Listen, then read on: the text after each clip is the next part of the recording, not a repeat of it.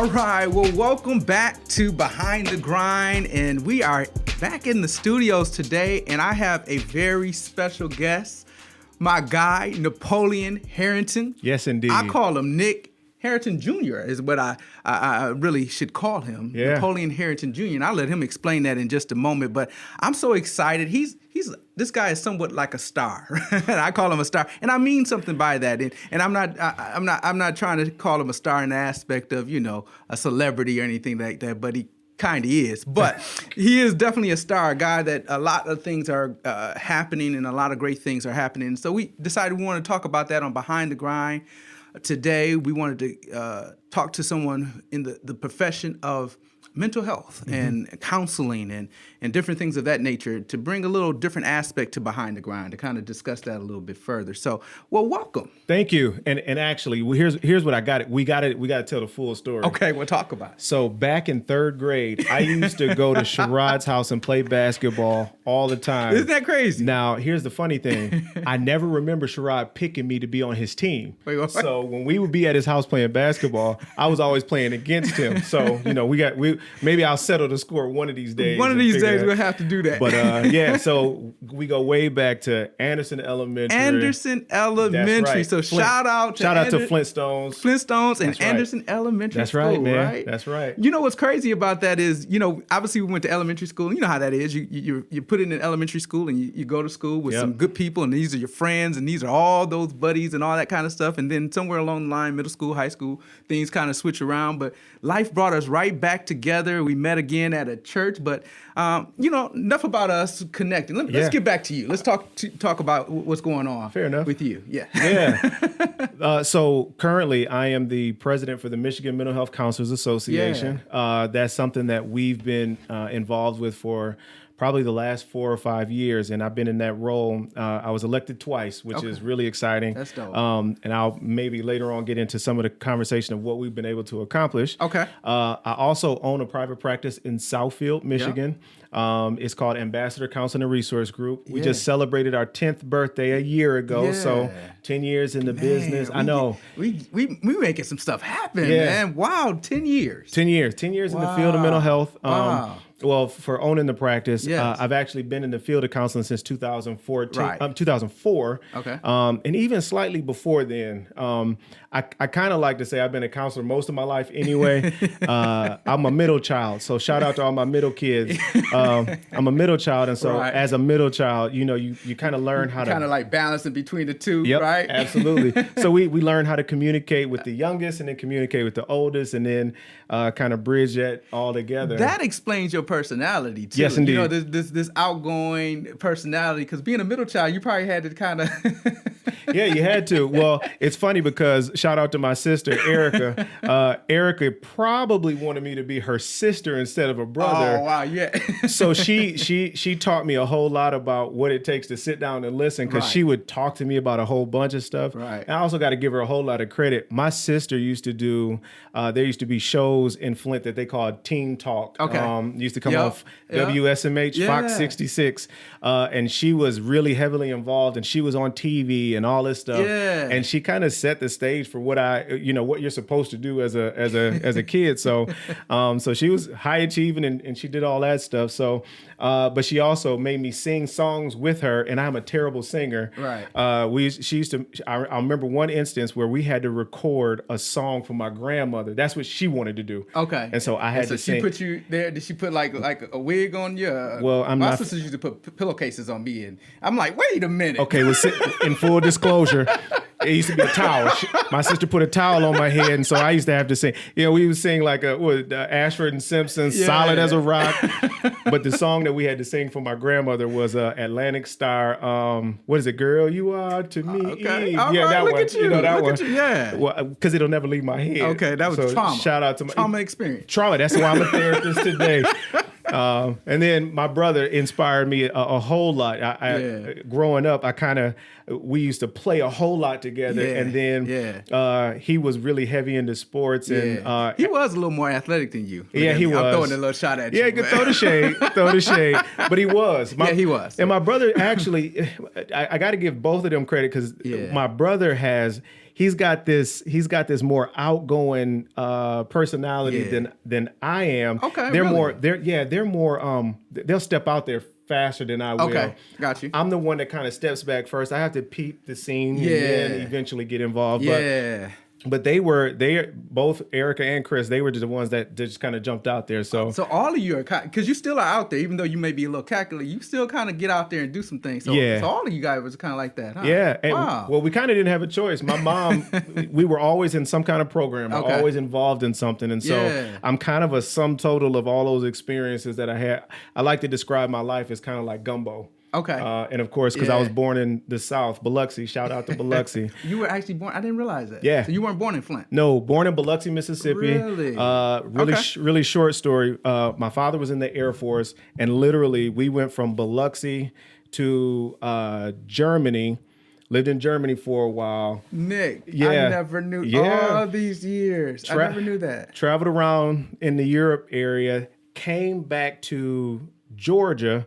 Lived in Macon, Georgia for a while. My brother was born in Georgia. Okay. My older sister was born in Illinois. So all three of you were born in 3 different states. 3 different states. That's amazing. Mississippi for me, Georgia for him, and Illinois for her. Interesting. So after we left Georgia, we came to Michigan then. Really? So what year I think I went to Anderson at 3rd grade. What year did you start at Anderson? For me, it was either 87, 88. Okay. And it was whatever it was the prime time of Chicago Bulls versus the Detroit Pistons. They couldn't get over that hump. They couldn't. And my heart, the funny thing was I was a Bulls fan. Okay. But when I got to the Pistons, I fell in love with the Pistons, man. So we taking it way back. I know. Yeah, but I know. That was some years. Going to the Pistons was dominating during that time. Yep. Wow. Okay. Yeah. Yep. So and then eventually just kind of settled in that area, got involved, and kind of the rest is pretty much history. Went to college in '97 at Oakland University.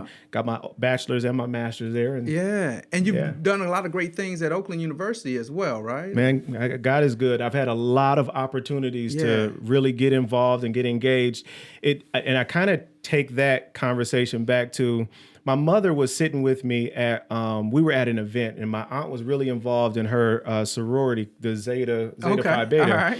And I was always involved in like some kind of event with them. Okay. But I was, even though I'm more outgoing now, I was a relatively shy kid. Really? Yeah, it's kind of hard to. I never knew you to be the shy guy. Well, that's because when I would get outside, I get to be. We just out there balling and doing whatever. And acting up and breaking windows and throwing rocks and. Well, hey, don't tell nobody all that. All right. Well, statute of limitations. Statute of limitations is good. Okay. Statute of limitations is good.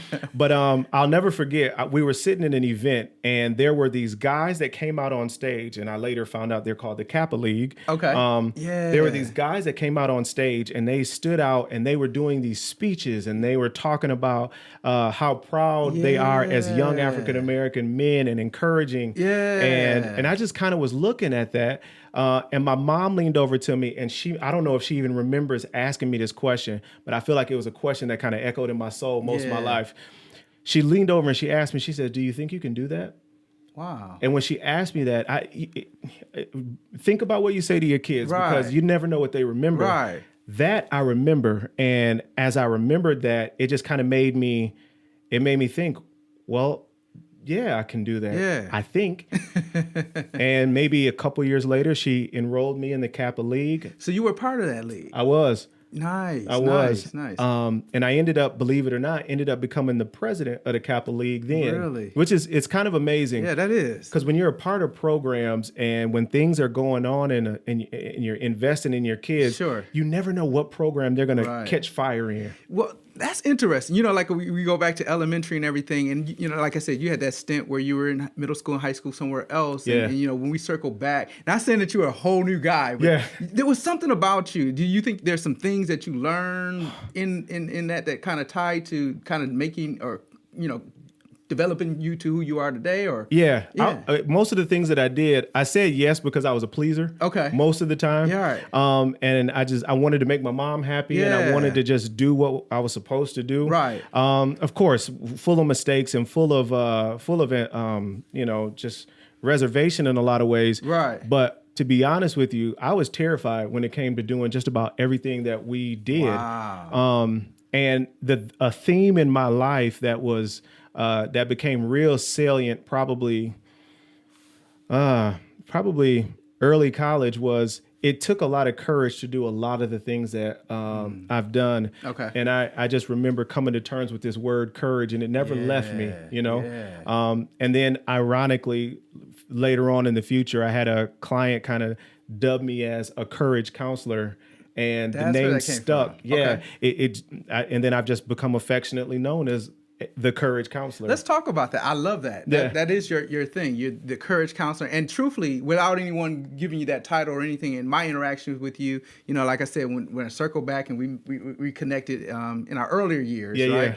I was like, you know, you were always an encourager as well. You know, I know there was some hesitance and some different things that I was going through and trying to get through, and maybe, you know, I wanted to be a preacher, right? And so I wanted to get up there and speak, but you would be that kind of guy to give you, you know, that courage and say, man, you can do it and you can do that. Is that part of where the courage counselor came from? Absolutely, man. Because the word, ironically, encourage, courage is encourage. And so when it comes down to like what courage means, courage does not mean that you're just super brave and you do all these things and it just works. That's not what it is at all. So what is it? It's standing in the face of fear, being afraid and doing it anyway. Being willing to feel the pain and do it anyway. Wow. Being willing to kind of look at all of the different consequences of what could happen and doing it anyway. Right. So courage is certainly not about just being super brave all the time. It's about being terrified and doing it anyway. And actually dealing with it, right? Absolutely. Dealing with it, getting out there, understanding. So with that being said, what can you tell, you know, I guess those that are listening, because a lot of us, you know, there's a group of us. Some of us can get out there and we can just do it without it. Like you were describing your sister and all that. But some of us, we want to get out there.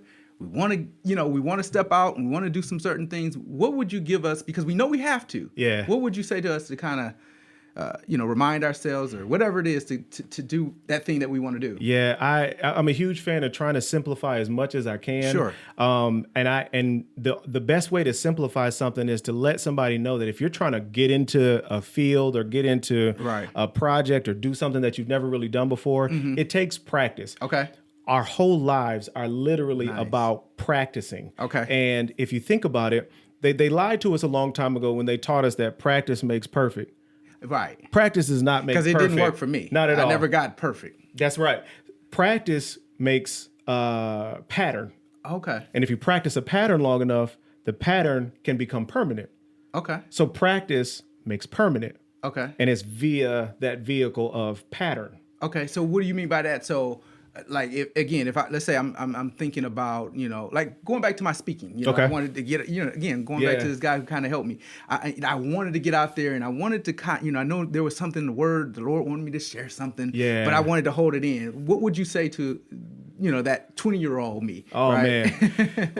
The same thing I was probably saying to the 20-year-old me, which is there are a couple of things. The first and foremost is literally there are people who need to hear from you. Got it. Not anybody else. Okay. But from you. I had an opportunity to talk with a gentleman who eventually became a relatively large name now. And I told him, and I think this would really inspire him. I told him, I said, there are people who, if you and I stood side by side, and this was before he really blew up. Sure.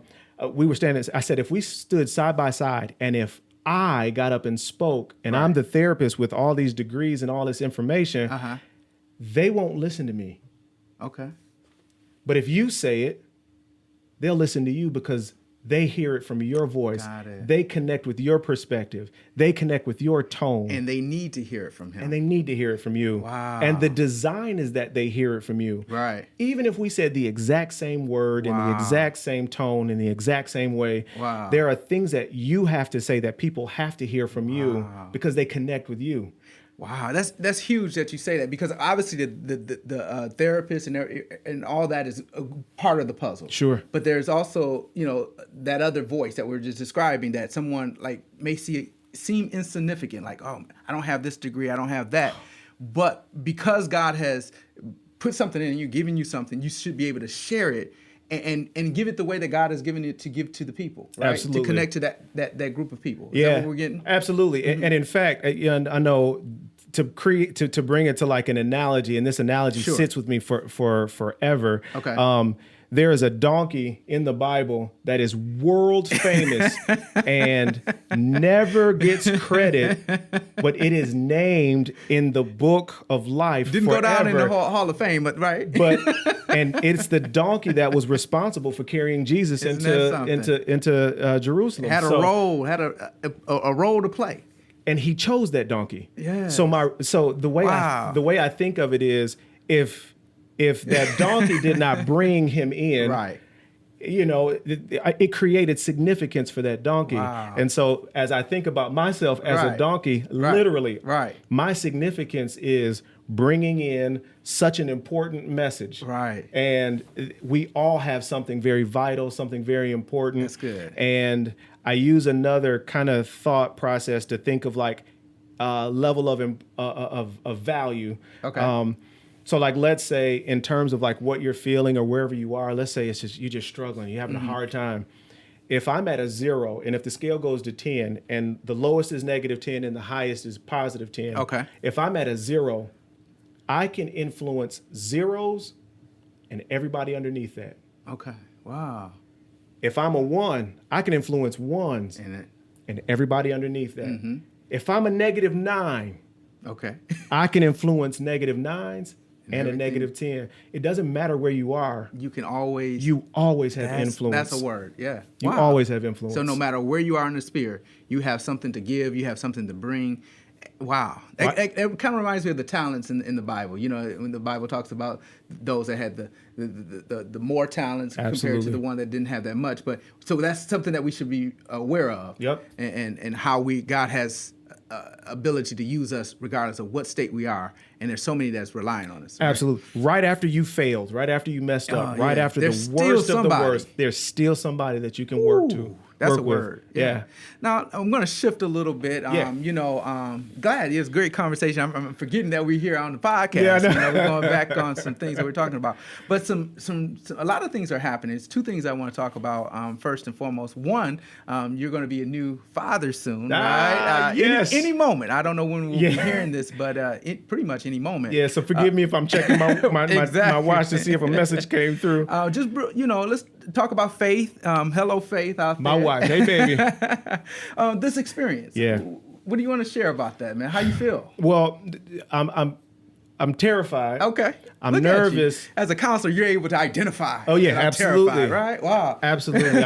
I'm terrified. I'm Wow. nervous. Yeah. But it's the one role I've wanted my entire Right. life. Because in that role Yeah. is every role generationally I'll ever need. Wow. Because in the role of father, you get to branch off and become grandfather. And then from that you become great grandfather. And if the Lord says the same, I'd be great grandfather. Right. But the bottom line is Yeah. in that role, I get to be my legacy lives longer Yeah. than whatever I've done in the counseling world or in the world of in psychology Yeah, and it's mental huge. health. Yeah, It's a huge role that you don't take lightly. I don't. Yeah. And I don't. And that's where the terrified and the Yeah. nervousness comes from Right. because I'm not just having one, I'm having two. You're two. God bless you with two. A With double two. portion. Yes, and I'm gonna be outnumbered, man. It's girls. Hey, man. Help. But I'm looking forward to it because Congratulations, man. thank you. Oh. I'm proud of my wife for enduring. We've had a long road. Yeah. And we've shared on the golf course Sure. and in a Yep. lot of different conversations what kind of road that looked like. Right. And we'd had 4 significant losses before we got to these 2.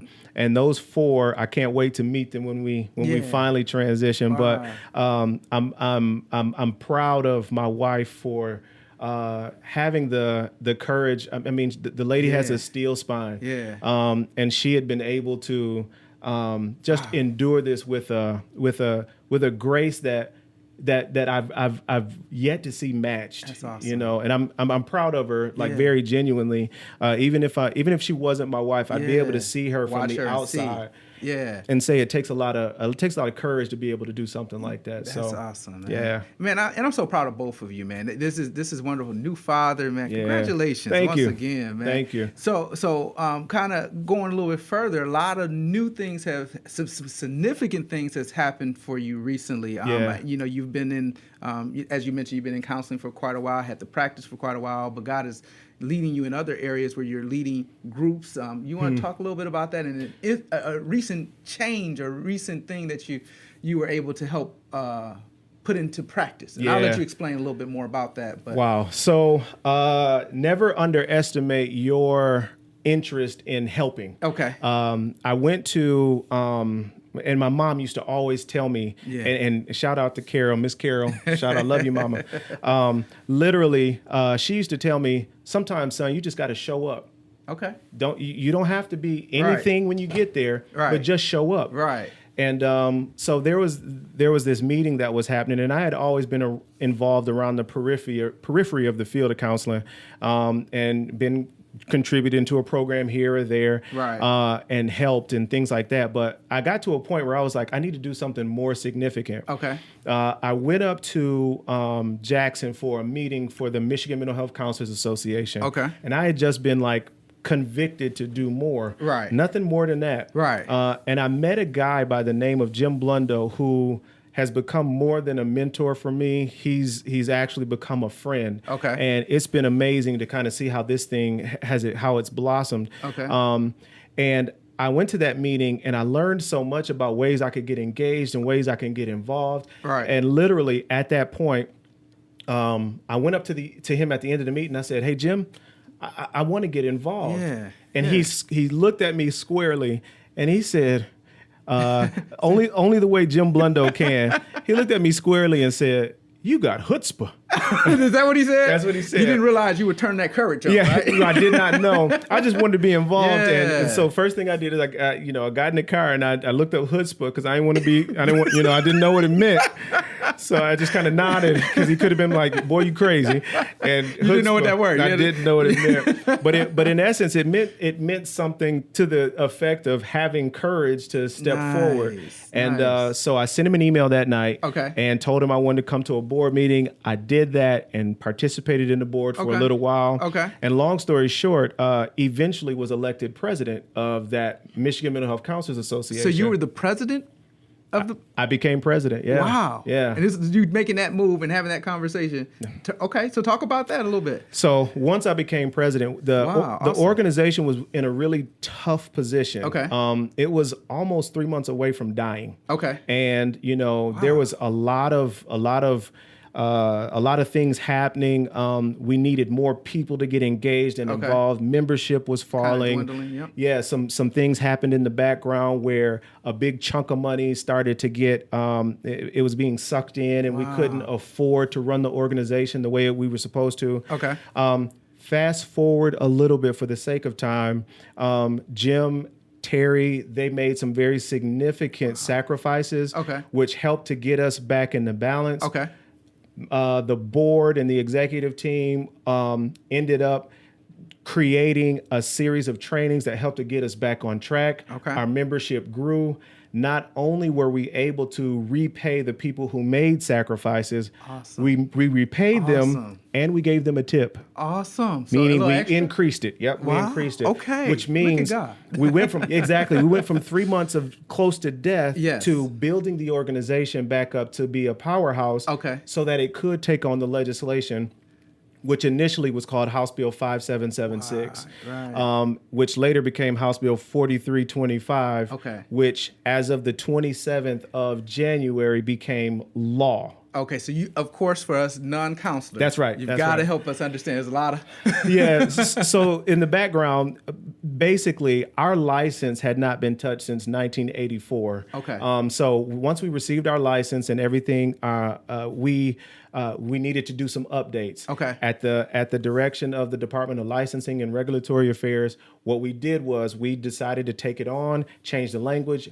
and make sure our bill, or make sure our law was what it needed to be. Got it. And so as we're working on that due diligence, right, we were getting other roadblocks that came in our way that we needed to address as well, which created problems as we were trying to get this situation addressed.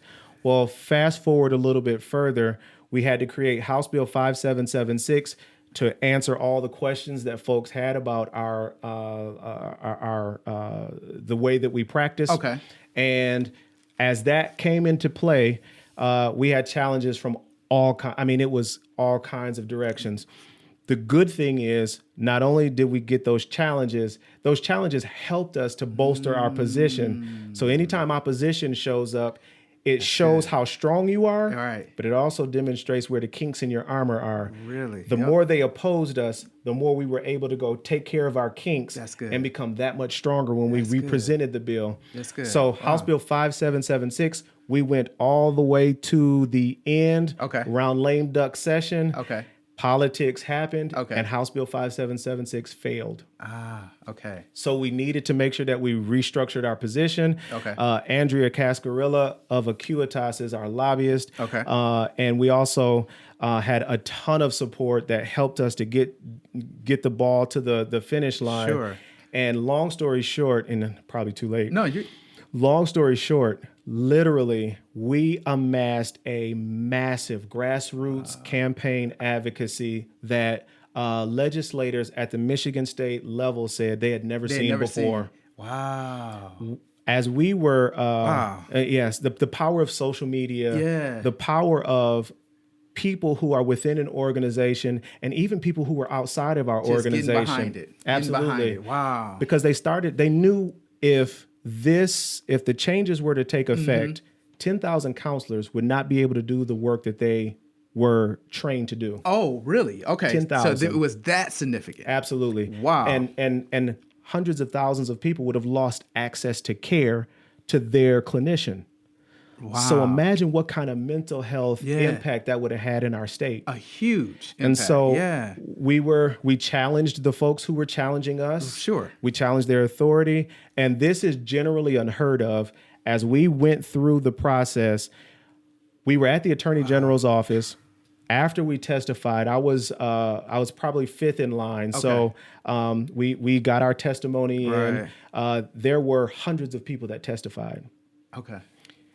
As I walked out of the Attorney General's office, there were thousands of people outside. Really? If I were to trump the number, I would say 15 million. But I'm not going to trump it. But it was literally thousands. It was like at least 2,000 people outside. Were you expecting that?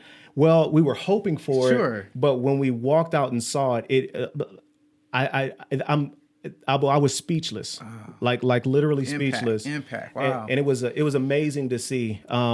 We would sit in meetings and we would say, hey, you don't want our constituents to show up. And we would leave those meetings and say, dear Lord, please let 50 show up. And if 50 would show, we'd be very proud. And we walked out after testifying to the Attorney General's office. Literally about 2,000 people were out there, news cameras, radio, blogs. People were out there asking us questions. And my heart just dropped for a very humbling reason.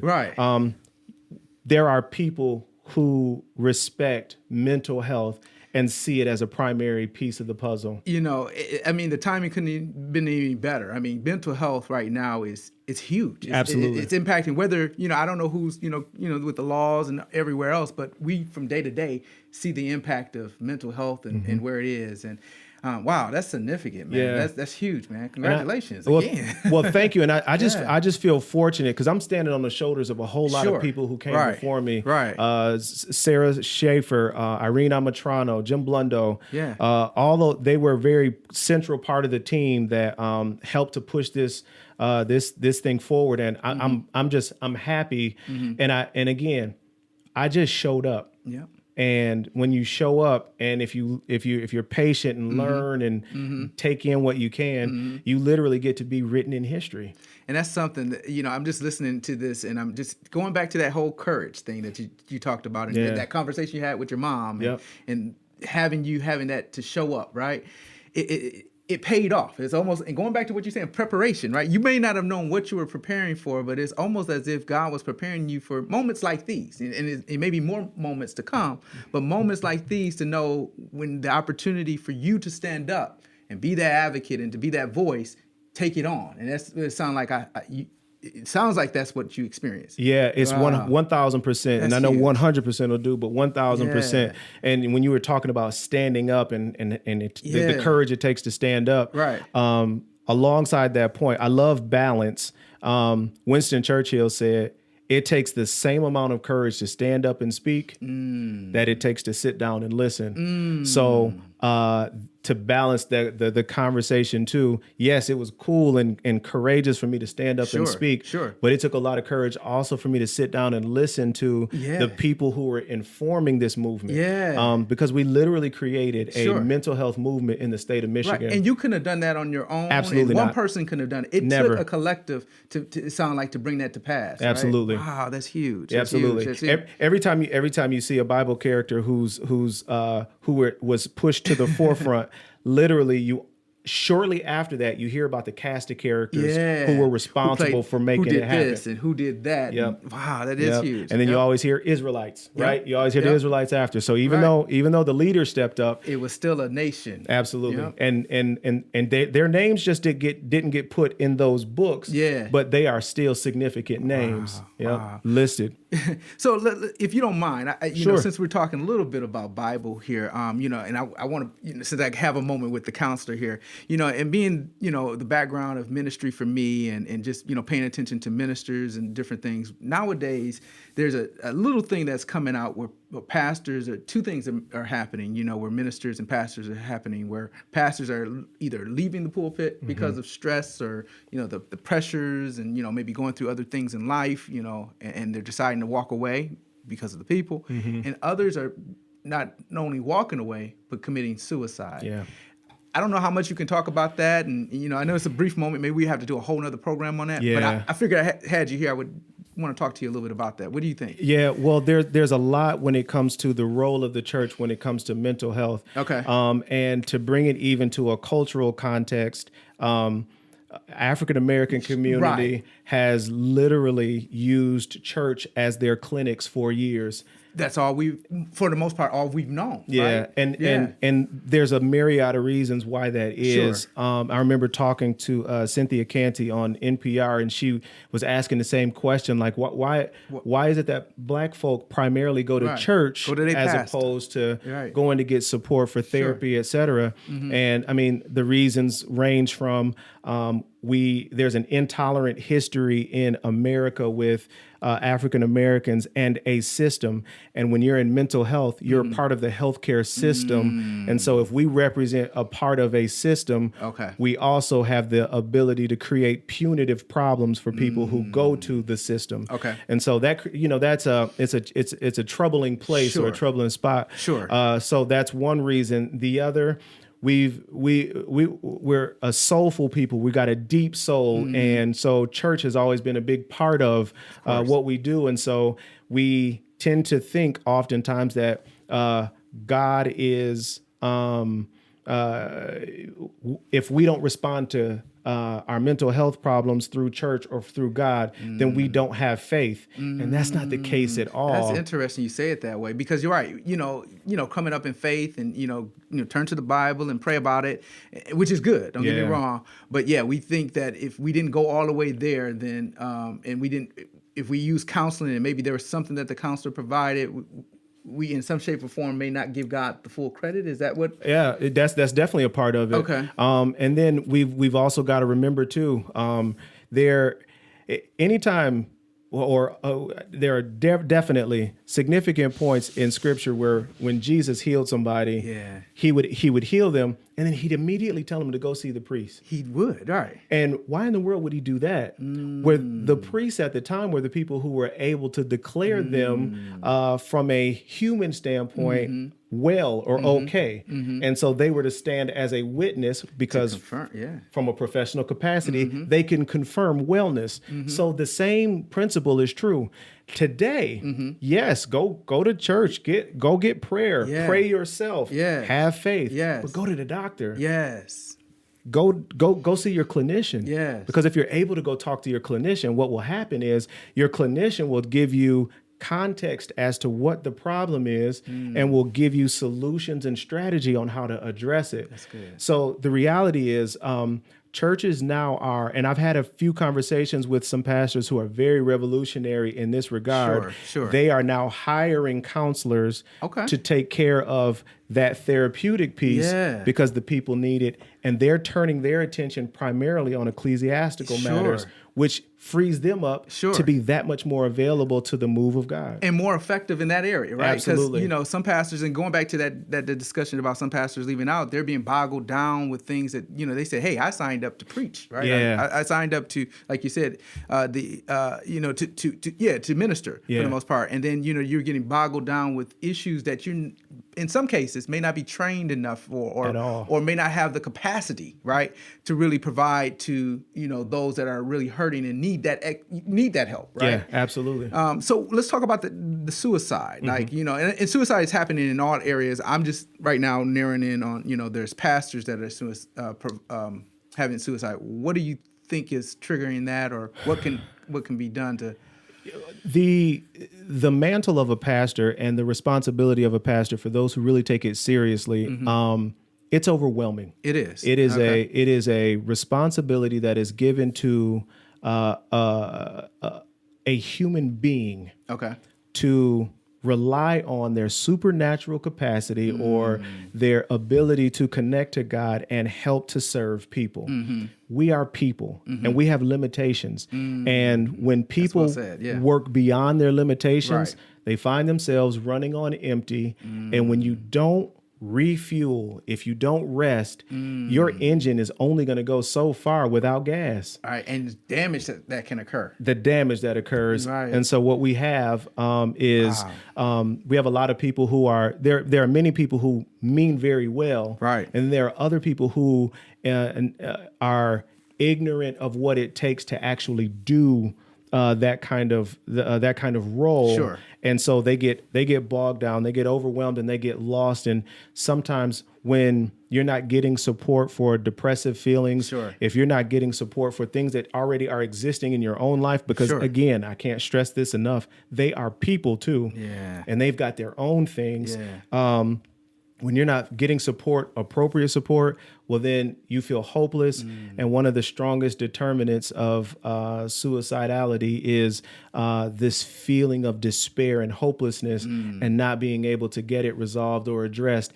And then in a pastoral role, very often the person that they feel like they're disappointing, or the being they feel like they're disappointing, is God. And what, if my job is to make God happy, or do this work for him, then it feels very hopeless when that's the case. And so when they don't get support, unfortunately, there has been an uptick in suicides, not just in society as a whole, but among African American men. Right. And the fastest growing population right now is among African American adolescents. Oh, can you, and again, I know we're pressed for a little time, but can we just touch a little bit on that? Yeah, well, and there's so many different factors that are surrounding that. Sure. Things related to fatherlessness, things related to abuse and trauma, neglect that happens in households. Poverty has been considered a determinant of how well people are able to navigate poverty or find resources. Well, what about this? And I know you listed a couple of things of the lack and those things, but what about, I've been finding this too, and I shouldn't say I've been finding it, but you're just kind of hearing stories too. What about the pressure? Like, this younger generation now is under a lot more pressure than generations before. I don't know if it comes from our generation where, there's things that we didn't achieve and we didn't accomplish, and we're trying to put the that same level of pressure on our kids to accomplish everything that we missed. Yeah.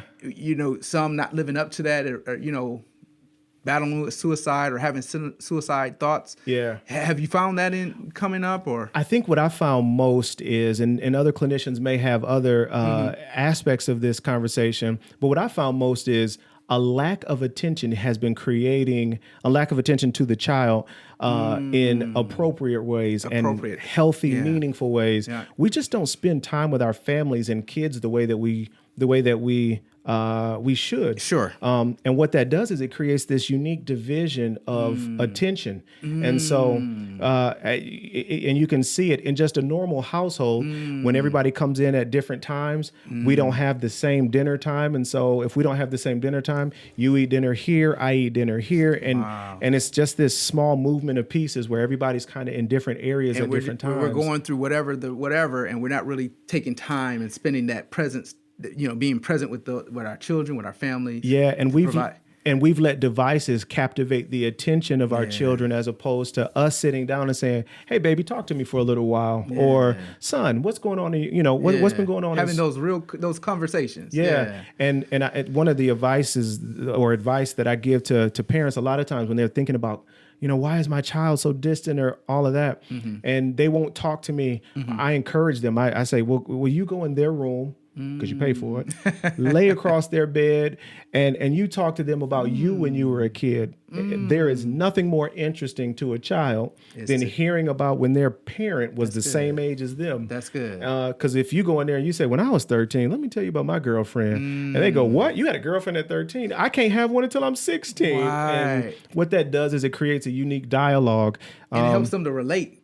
And instead of just, obviously we still are the parent, but it helps them to kind of connect and see that, oh, you see me. You're a person. Yeah. Wow. You're not just a parent, you're a person. That's good. And I think that goes back to one of the original messages I was trying to make sure that people understood is we are people. We're people. People first. People first. Always people first, And that's, that it just helps the picture when we're spending time with people, meaningful time with people. Yeah. Well, this is good. Went over our time a little bit, but it was well worth conversation. So for that reason, we're definitely going to have you back. Yes, sir. I want to spend a specific segment on something that we can talk about from the mental health standpoint. But I'm sure there was some value in what you heard today. I got something out of it. Me too, actually. But and again, this people, just being people. That's right. Connecting and all that is. Don't muzzle the ox that grinds the grain. Right. I can get something. But before we get out of here, is there? I know you're a reader. You're an avid reader, and you love books and stuff. What are you reading today? And then what book would you recommend for us to read if that's not too much? Oh man. So I'm taking my trip back to, I'm a C.S. Lewis fan. Okay. So I'm taking my trip back to the Screw Tape Letters. I try to go back to the Screw Tape Letters on a regular basis. And the Screw Tape Letters is a senior devil teaching a junior devil on how to impact the life of a new convert. Oh, wow. It is amazing. Okay. And C.S. Lewis is the Christian apologetic who wrote a lot of the stuff like Chronicles of Narnia and all of that. So I'm going back to that right now. Okay. There's another book that I'm sorely afraid of, and it's called The Courage to Be Present. Okay. And I'm reading that right now, and the reason I'm afraid of it is because I know I'm going to turn the pages and there's a lot of things that I'm not doing that's in there. And I'm going to be convicted to try to change my life a little bit more. But you're going to take the courage and read it, right? I'm going to take the courage and read it because I got to do that. I want to get better. Awesome. So who's that book by? I can't. The author escapes me right now, but that's one. But another book. One thing I would encourage people to do, especially as you were talking before about people taking a step to actually do something that's meaningful. Sure. There's a book called Deep Work. Ah, yes. And it's written. That one I need to read that. I keep hearing about it. That one's written by Cal Newport. Okay. And it's really about. It kind of highlights how there are some things that people do and it just has no depth. Yeah. And if you want to produce work that has depth, it gives you some deep work. It requires deep work, and so it gives you some conversation about how to do that. And it's that one's great. So I would recommend that one for sure. Well, awesome. Yeah. All right. Well, so you heard it here with the Courage Counselor. he stopped by the show, the studio today, and dropped off some nuggets and just a conversation. So I hope that in some shape or form bless you. Please, if you know anybody, anything that we talked or discussed, you can think of anyone that you can send this episode to, feel free to share it. because I think in some shape or form, these are conversations that we need to have. Of course, we didn't unpack it all today, but it's something that we should talk about, and some things that we should get help and discuss as far as we can. But right before I go, if anyone wants to follow you or connect with you, what's the best way to do that? Are you out there? I am actually. I'm bad at all of it, but it's on Facebook. I'm Napoleon Harrington. On Instagram, you can follow me at the Courage Counselor or Courage Counselor. And on Twitter, I'm in Harrington Jr. So those are the social media mediums. I don't understand Snapchat. All my stuff disappears, so I just leave it alone. Are you TikToking? No, I'm not doing that either. Man, we losing ground. Man. I know. We used to be on all those. I don't know if I'm going to get there either. But yeah, feel free to connect with me that way. Awesome. Well, we're so excited that you tuned in. We're so excited that you're watching today. So until the next time, this is Behind the Grind.